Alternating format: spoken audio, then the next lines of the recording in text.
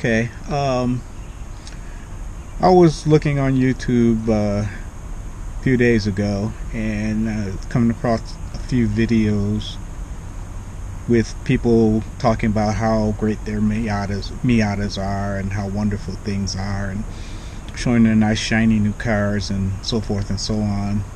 And I thought to myself, I've been showing videos of bits and pieces of my car and doing stuff to get it fixed or modified or whatever the case might be, but I've never shown the whole car, everything all at once.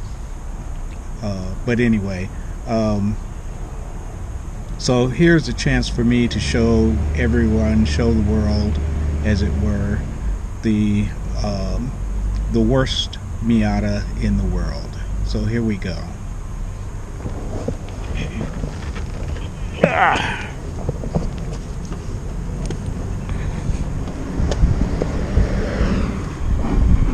Here it is in all of its quote unquote beauty.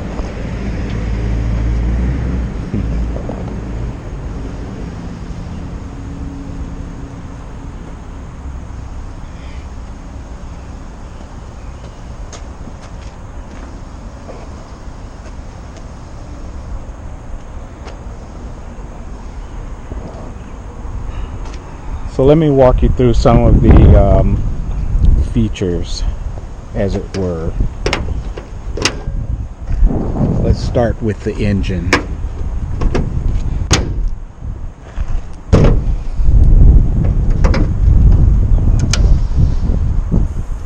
As you can see, the engine bay is not pretty.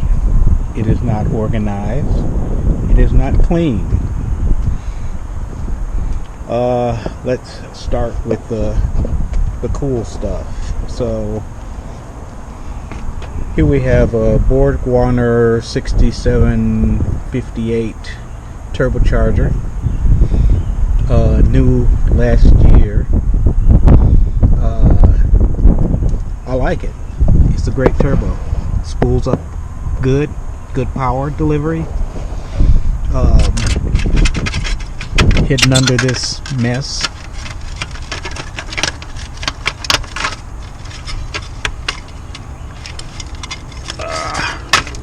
Anyway, it's connected to a Flying Miata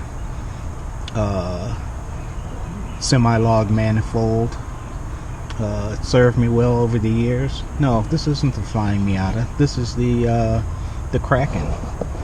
Got rid of the Flying Miata turbo or manifold a few years ago. Sorry about that. So this is the Kraken top mount turbo.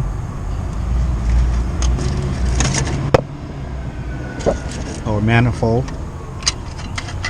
Does a great job. I like it. This is my pseudo heat shield that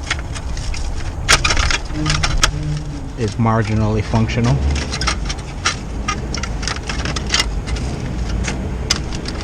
Woohoo! What else? Cut valve covers, adjustable timing gears. As you can see, no AC, no power steering. This is a RX-7 alternator, delivers more power, and is not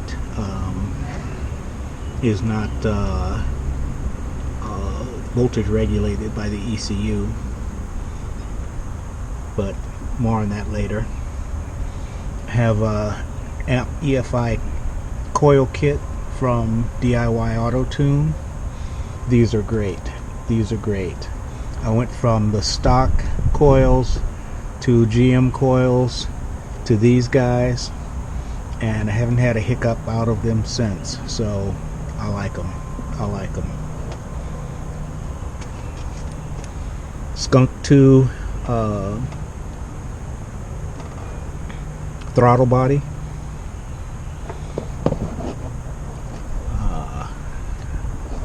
and a AccuSump with a electronic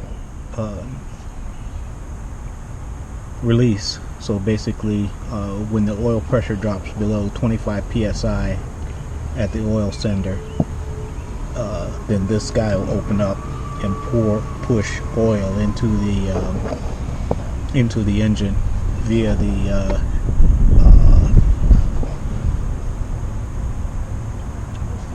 oil cooler.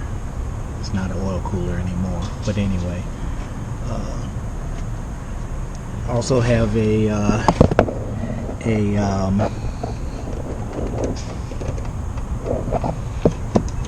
super damper down here. Replace the stock damper. What else in the engine? Ford internals,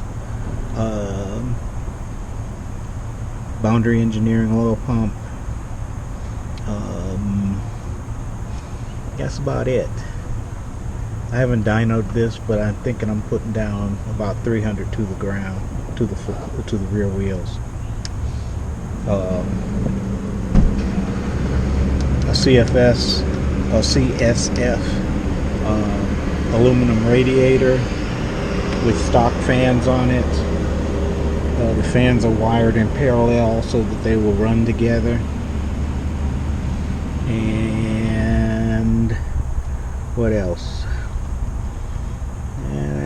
It's an oil cooler down there. You probably can't see it very well, but it's down there. It's mounted horizontally, and it's fed from this gaping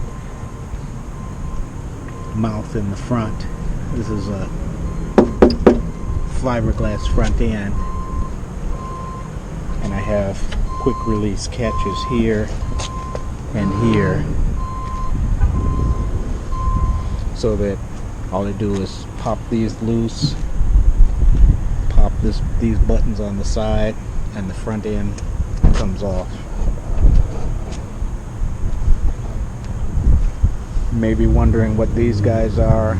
Those are mounts for when I flat tow the car to the track, and I do take it to the track.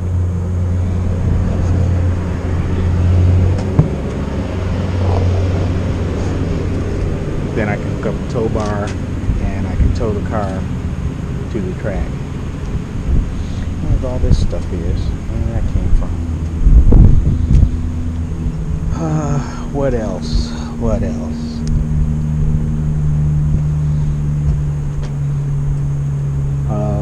Oh, I showed you this here. That's a Flying Miata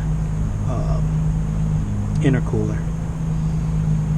I had a Flying Miata kit on here with the 2560 turbo on here, but that since died. Replaced it with a Chinese turbo, ran that for a few years, that died. I finally decided to put the EFR in here, so that's what's in here now. Probably will be here for the duration.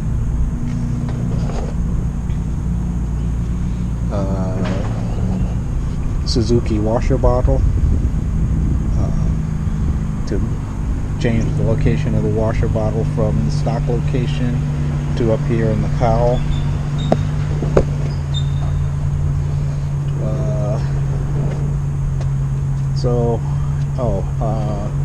It has, you can't see this, but it has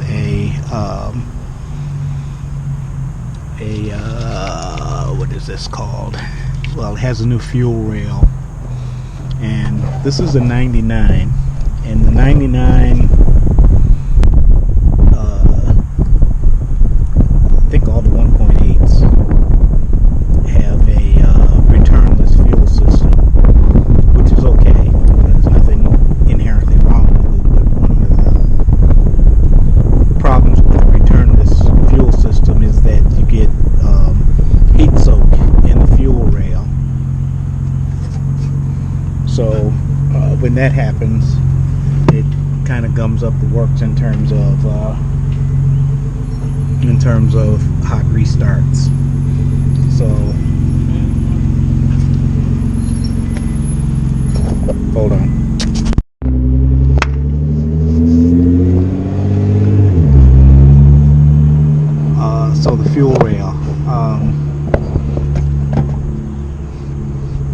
So I have a new fuel rail in here.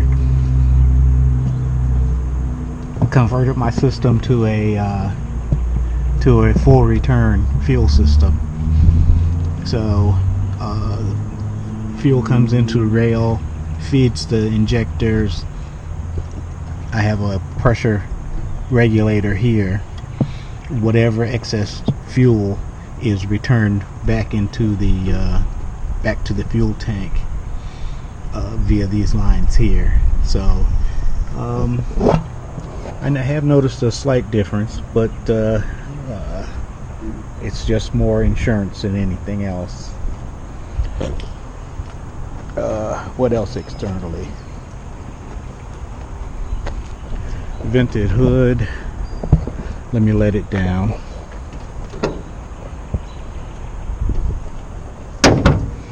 So, vented hood. These are from Singular. So these are the Singular hood vents. I only have the ones on the side, not the one that goes here. Haven't had a problem with overheating or anything, so I'm glad for that. I also have the fender vents here. Since I'm not running inner liners, I'm not running an under tray, you get built up pressure in the wheel wells, and this will vent that out. So since we're talking about wheels and whatnot, I'm running Advanti Storm S1s 15x9 wrapped up in Falcon RT660 245 40R 15s front and rear. Thinking about going to a 10-inch wheel, but we'll see. If you're wondering about the STM, that was for when I was doing autocross, stock touring modified class. I'm well beyond that now.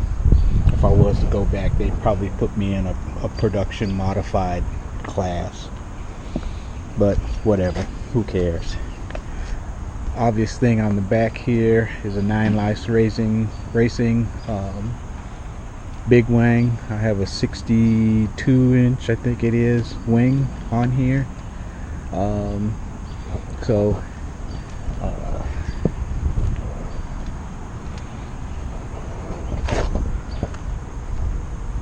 What else? What else do we have? You notice that it has this obnoxious purple paint job. It's not paint, it's Plastidip. And this is about the third Plastidip iteration. I like it. Nobody else may like it, but I do. I painted the hood black because of the heat from the turbo will tend to mess up the Plastidip. So this black hood with that, and that's painted, so this will keep from having to deal with that. And you notice that the rocker panels is black too, and that's because when you do the Plastidip, you got to get a thick enough coat on there in order to take it off. And what I was finding out is that I couldn't get underneath the car good enough to get a thick enough coat on the Plastidip, so I said to hell with it. I'm just going to paint that area black, and that way I don't have to worry about it. Suspension. Let's go back under the hood. Racing Beat tubular roll bar in the front. I have it in the middle setting, so as good as it's going to get. I've tried the soft, I've tried the hard. The middle seems to be the best. Stock Miata brakes and calipers. I use performance friction pads on the track, and just regular old stock pads in the wintertime. ARP studs on the wheels, 949 Racing long wheel nuts. I like them both.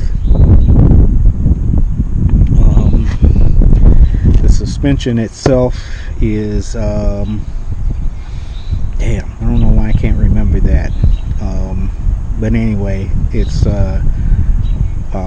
new coilovers. I'm running 700 pound in the front, 400 in the rear. I like it. I'm not running a rear sway bar. The car behaves itself just fine without it. Of course, stock pads in the rear, stock calipers in the rear. Nothing fancy. What else can I say? Oh, let's look at this, because this is something that I did.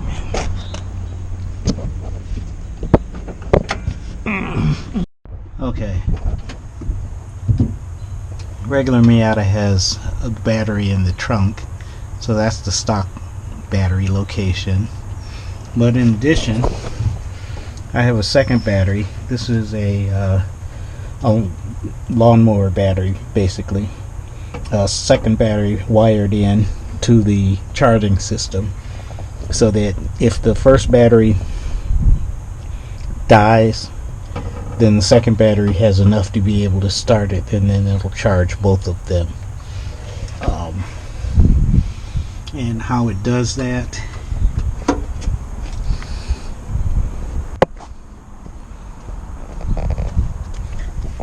is I have this battery doctor battery isolator. So basically, when it's charging, it will feed both batteries, but when it's discharging, it'll pull from the main or the auxiliary based on which one has the biggest charge. So this, I have a parasitic drain somewhere in the electrical system.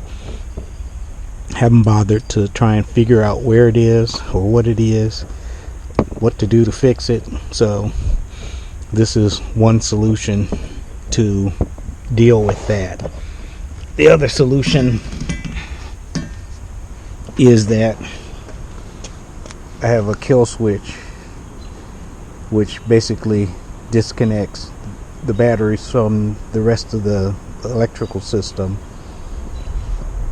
and that way when I park it at night, I just turn the switch off. Batteries disconnected, parasitic drain is of no consequence. I also have a port here and a port on the other side where I can plug in a charger to charge the batteries. So one for each side to charge the batteries. And you may have noticed my valiant attempt to try and put a wrap on the hardtop. So hardtop and trunk both have this carbon fiber wrap that in some places looks great. Ooh, that looks great. That looks great. That's a disaster. And that's a disaster. Hey, first time.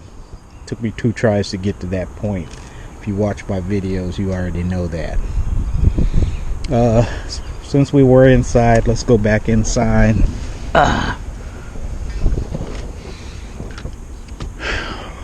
Mega Squirt for the ECU. It's a Mega Squirt PNP 2 Gen 2. So it's an older model, but it gets the job done. One day, maybe I will upgrade to the MS3, but right now this gets the job done. And this little box is kind of cool.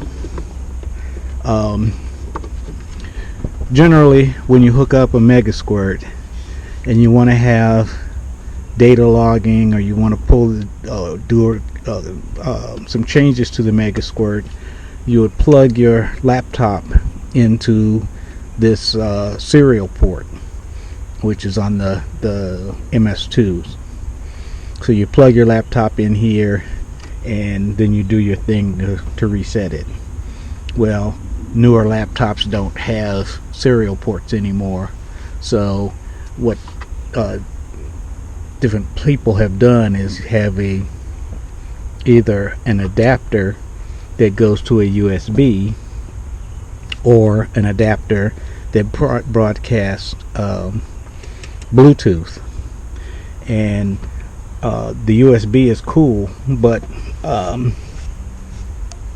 that meant that I would have a laptop sitting here in the passenger seat, which takes up space and is kind of awkward. So I installed a tablet in the dash, which was okay, but then the connection to the USB was not that great. So then I used an adapter that went to Bluetooth, but the Bluetooth would cut out from time to time. So I found online where somebody had built a little box that would go from the serial into a circuit that would send out Wi-Fi signal. So that's what this box is doing. So plugs into the serial adapter, gets converted in this box to a Wi-Fi signal. Then I can just connect my tablet to the Wi-Fi, and boom, I've got connectivity. And also I can have it connected to an external laptop, and I can be anywhere within the range of the Wi-Fi to be able to pick that up. So that's kind of cool. Took me a while to get that to work, but it does work. Other stuff inside. This was where I was controlling the oh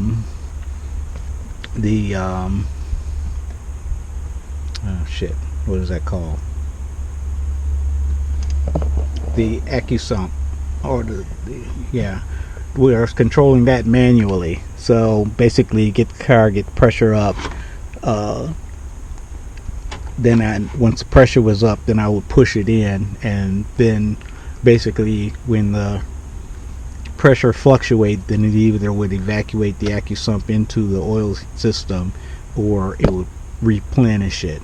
But I changed that out for the automatic system with the pressure regulator, and that takes care of that. But I haven't removed this yet. What the hell? It's not hurting anything. Besides, it's a good place to hang my garage door opener. What else? My passenger side window, in the NBs, the windows are controlled here, but the passenger side switch decided to stop working. Don't know why, don't care. So what I did is I got this switch, and this is my new up and down for the passenger side power window. I mentioned before that I had an RX-7 alternator, and one of the things with that is that, like I said, it's not voltage regulated by the ECU.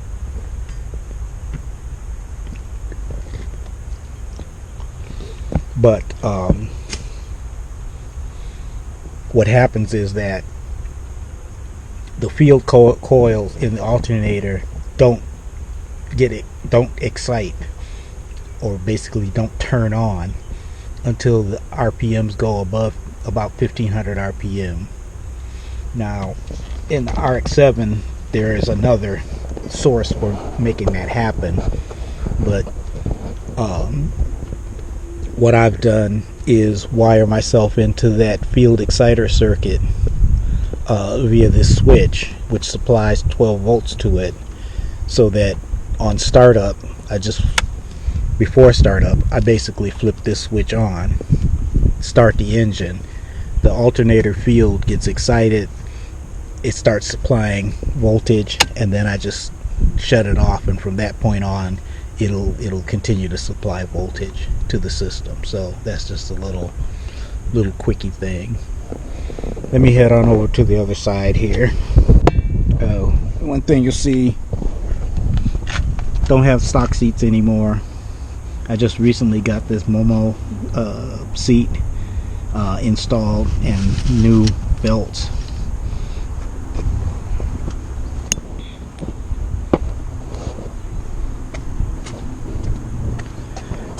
On the other side, oops, I have an OMP seat in, so of course it's mismatched, but what the hell, who cares? I don't. And some old belts that have been on here probably for 10 years now, but what the heck, I still like the seat and the belts. Anyway, aside from that, what else? You see that I've cut the dash here. There's in the stock there's a plastic piece that goes here. Same thing on the other side that has the glove box. Well, I don't have a glove box. Don't need a glove box. Don't want a glove box. So basically I just cut all of this section out, and of course all the wires are exposed, but again, it's my car, I don't care. Miata Roadster, short shifter, angled. I love it. It's great. Highly recommend it. What else? I have push button start. So the key is only to turn on the ignition and to send power. This actually starts the engine. This switch is for the fans. I said before that they are wired in parallel, and at any point in time I can turn them on with this switch. Otherwise they turn on with the thermostat. This button doesn't do anything. I think I'm gonna wire it up for a horn, since I don't have a horn. I think I'm gonna wire it up for a horn, but right now it doesn't do anything. It was the old push button start, but I put in the big red button because I like the big red button. And this is a variable resistor potentiometer for the wiper delay. So in the regular stock Miata, you have, off, a fixed delay, and then full on, slow, fast. But what I can do is I can put it on intermittent here, and then I can vary when it turns on or when it cycles, how long it takes to cycle. So I don't have a fixed thing anymore. What else? Regular Miata gauges. I have an oil pressure gauge, an oil temperature gauge, and then a warning light here for low oil pressure. I've had 3 engines in here. The first stock engine, then a rebuilt engine that I spun a bearing in, then a new engine to replace that one, and then I left the stock rods in it and bent 2 of the stock rods, and now I got the forged rods in there. But anyway, I was somewhat paranoid about oil, so I had the pressure and the temperature, and then an additional warning light. I might move this up here somewhere, but who knows. This is the controller for the narrow or for the wideband O2 sensor. So it shows what the AFR reading is, but more importantly, it feeds it into the megasquirt, and that's what controls or is the sensor for the oil, not oil, for the air fuel ratio. As you can see, I have a NRG quick release. This is a second NRG steering wheel. The first one was kind of a flexible flyer. This one is in its place, so it does the right, or so far it's been good. I like the feel of the Alcantara.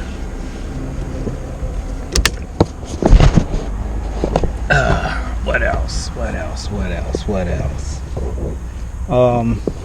If you look down here, you see that the stock Miata, the accelerator, didn't have a cover on it, but the brake and the clutch did. I haven't had a cover on the brake or the clutch pedals for probably, I don't know, 10 years. I haven't missed it. Feet don't slip on it. I haven't had a problem with it, so whatever. And as you can see, I've cut some of the carpet out because it was coming up and doing weird things, so I cut it out of the way and haven't replaced it. The only time it's a problem is when it's wet, when my feet are wet and they slide on the metal. One day I'll do something about it, but not anytime soon. It's been like that for years. I'm not sweating it. Of course, it's got a hard dog roll bar, and I have a fire extinguisher on it. I had a fire under hood one time at a track day, and I didn't have an extinguisher. I had to use the track's extinguisher, so that was a lessons learned. The other thing is hidden back behind the seat here. Let's see if I can put some light on that.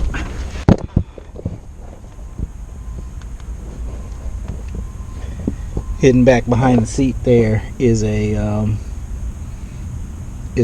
amplifier. It's a Bluetooth amplifier, so it powers the speaker doors, or the door speakers, and it's connected generally to my phone, sometimes to the tablet here, but generally to the phone. What else? I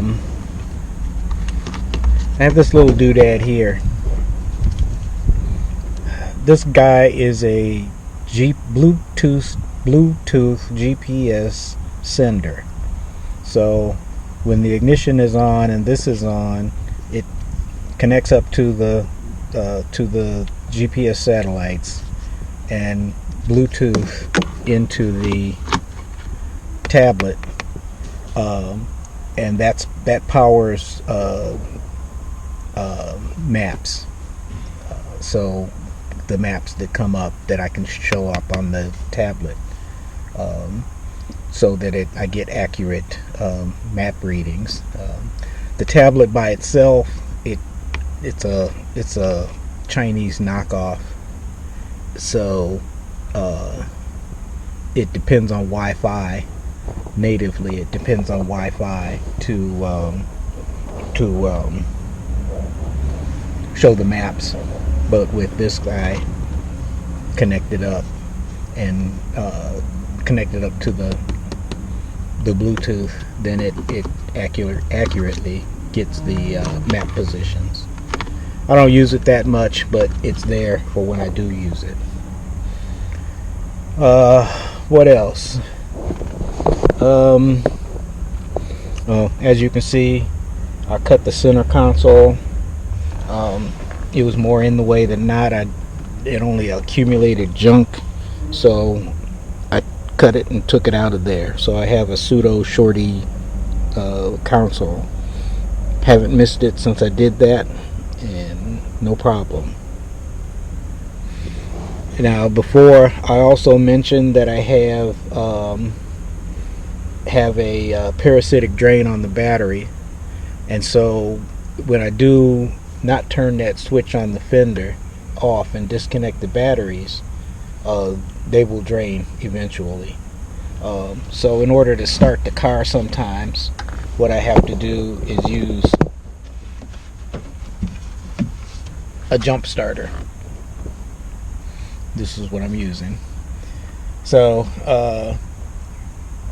this is okay, but the one thing that I do with this jump starter is that instead of going back into the trunk or in other cars going up under the hood, I've wired in this into the electrical system so that I plug this into the jump starter, set it on cold start, and it'll start the engine. Then I can just disconnect it once everything's running, tuck this away, and off we go. So just one of the things that makes it a little bit more convenient to run the car. So here we are. That's the end. This is the whole story. Oh, excuse me. The whole story of the world's worst Miata. So don't let it be said that I didn't give you the whole story of my wonderful car.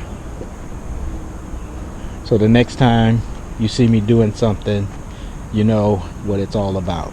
So take it easy. Cheers. And all that other kind of good stuff. See ya.